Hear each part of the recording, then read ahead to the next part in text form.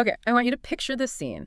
It's probably way too familiar, right? You're just sitting there, maybe scrolling through a group chat, maybe standing in line somewhere, and boom, someone ropes you into a debate about something totally meaningless. Oh, yeah. Like which coffee bean is truly superior, Arabica or Robusta, or, the eternal pineapple on pizza question? Always a classic. Or maybe it's that petty argument on Slack about a deadline that honestly doesn't need solving right now. You feel that little rush, that urge to jump in and aggressively defend your point. Mm-hmm. It's that modern trap, isn't it? Yeah. And it's surprisingly costly.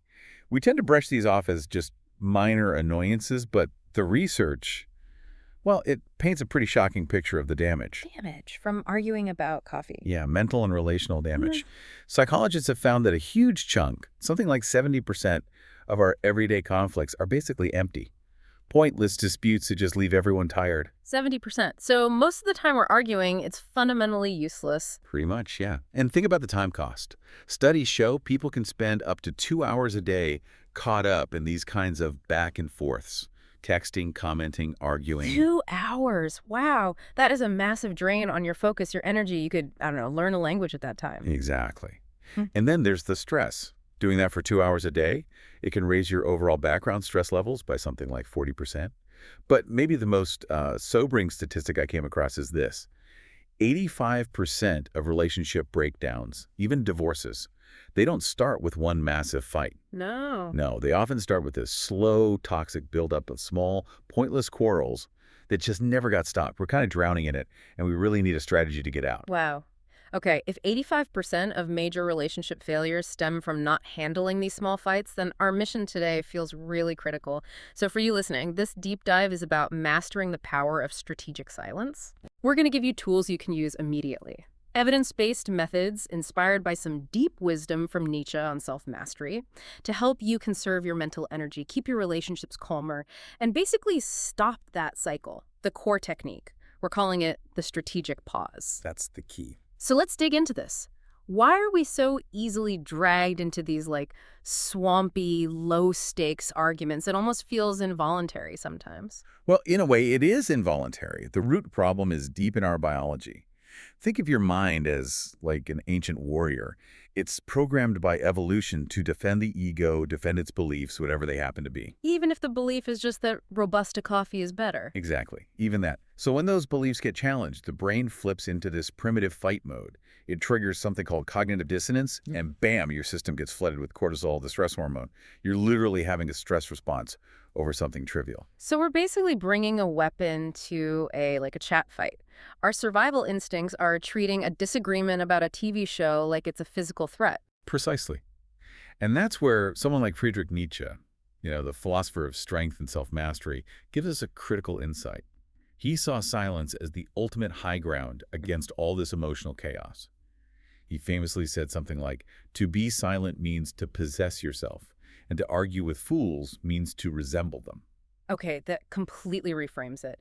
It shifts us from that reactive need to defend, towards an intentional, proactive choice not to engage. And there's science to back this up.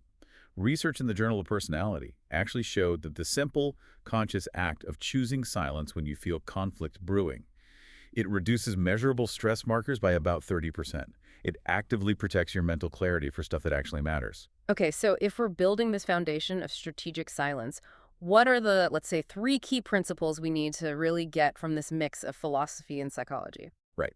The first one is huge for your mindset. Silence is a choice, not weakness. Nietzsche really hammered this home. True strength isn't loud. He said something like, "In silence, true power is born, which does not need words to prove its correctness." Think of a mountain, The storm rages around it, but the mountain just stands firm. That stillness is power. That really changes the feeling of staying quiet. It makes it feel, proactive, even dominant, not passive or weak. It really does. Second principle, disputes often mask deeper emotions. Jungian psychology talks about this. Often we're arguing outwardly spitting words about coffee or deadlines because we're trying to avoid looking at our own internal stuff, our weaknesses or insecurities. Like shadow projection, is that the term? Exactly, shadow projection. We project our own discomfort, maybe fear, maybe inadequacy, onto this external disagreement. So if you feel this intense need to argue about who's right, Maybe you're actually fighting to distract yourself from some deeper fear. So the argument is almost never really about the coffee, it's about the emotional pressure cooker inside. Pretty much. And the third principle connects directly to our main tool. The strategic pause breaks the cycle. Just the physical act of pausing, it stops that emotional momentum. Neuroscience shows that even a brief pause we suggest about 5 seconds gives your prefrontal cortex time to kick in. That's the rational part of the brain, right? That's the one. The seat of rational thought, emotional intelligence. It shifts control away from that emotional warrior brain back to the logical human brain. I love that quote you mentioned earlier from Carl Rogers. Silence is the space where true understanding is born, not the illusion of victory in a dispute. You don't need to win, you need to understand. Exactly. The person who knows when to be silent has the real wisdom because they're not wasting their most valuable resources, attention, and emotional energy on battles that don't matter. Okay, let's bring this down from the philosophical mountaintop into, our actual daily lives. Because technology and this constant connection thing, they've really turbocharged these pointless disputes, haven't they? It used to be maybe just at the dinner table, but now it's like 24/7. Oh, absolutely. It's not just that we're always connected, but the algorithms on these platforms. They're often designed to feed us stuff that provokes arguments. It keeps us engaged. Conflict is literally profitable for them. Oh. And we see this chaos erupting in, let's say, a few key areas of modern life. Okay, let's map out the battlefield.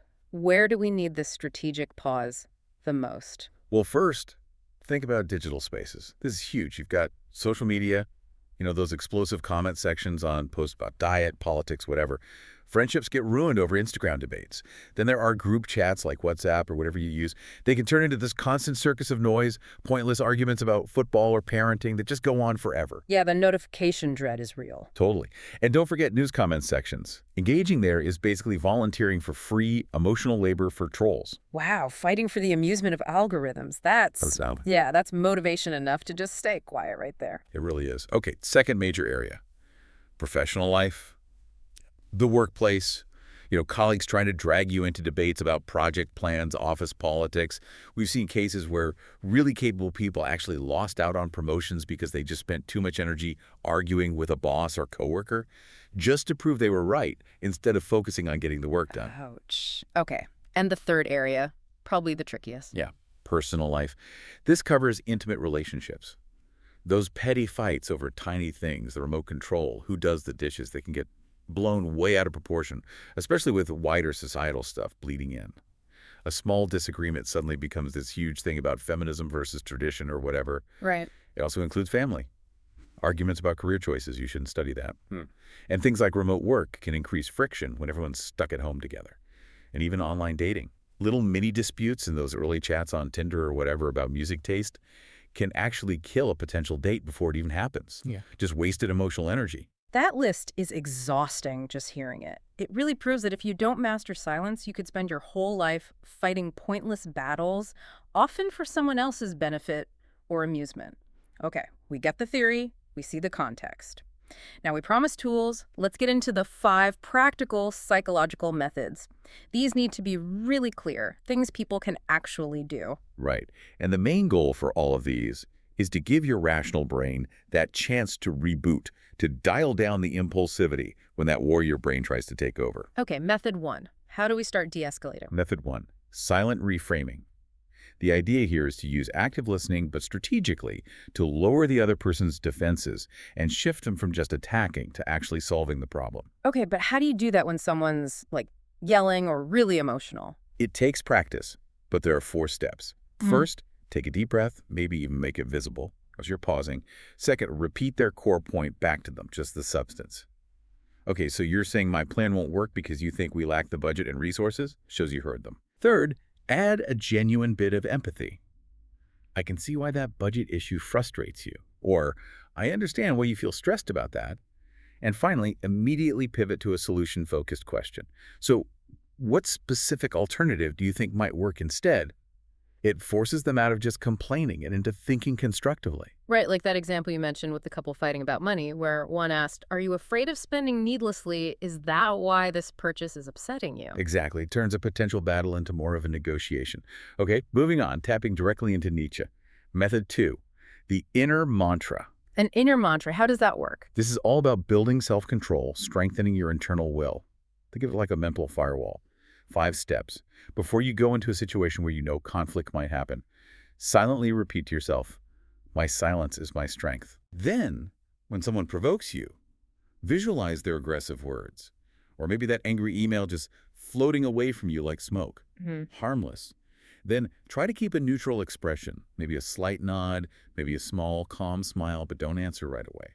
Afterwards, take a minute to journal about it. How did it feel to stay composed? What was the outcome? And practicing this mantra for just 5 minutes daily can really build that mental muscle. I like that focus on the internal work. The example from the sources was great. That person in a client dispute used the mantra, stayed quiet during a tense pricing argument, and the client, maybe thrown off by the lack of a fight, actually offered a discount. The silence did the heavy lifting.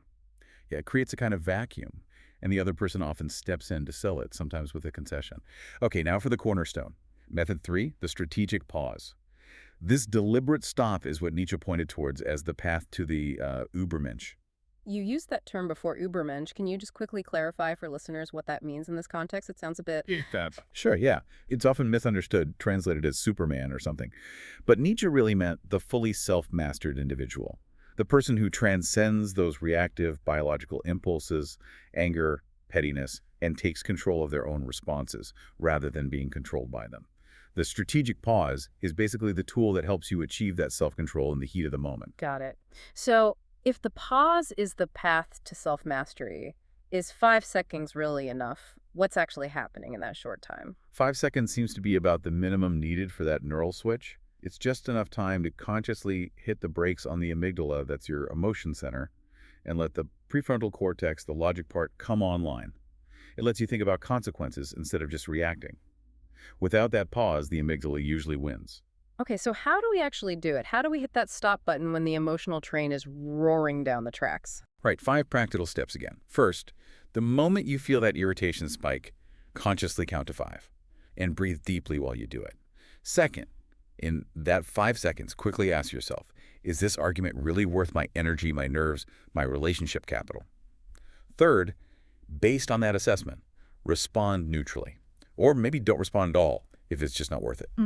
Fourth, after the pause, use that moment of calm to clarify the real issue. Ask something like, okay, hang on, can you tell me just one sentence what we're actually disagreeing about here? Cuts through the noise. And finally, practice this. Practice in low-stakes situations, maybe even talking to yourself in the mirror or role-playing with a friend. Build the muscle memory. Yeah, and having those key phrases ready seems crucial, like, sorry, just give me a second to think about that, or, that's interesting, I need a moment to reflect before I respond. It signals control, not weakness. Exactly. That couple we looked at who started using a 10-second count during disagreements, they reported an 80% drop in their minor fights within a month. The pause literally stops the train. Okay, moving on. Method 4, the empathy mirror. Right, this one comes more from practical psychology. It uses reflection to build a bridge, not a wall, almost immediately. 4 steps here. First, notice their underlying emotion and gently name it. You seem really upset about this. Second, share your own feeling about the interaction. I feel the tension rising between us two, and I don't like it. Okay, so acknowledging both sides. Yes. Third, suggest a short break. Maybe we should take 5 minutes and come back to this.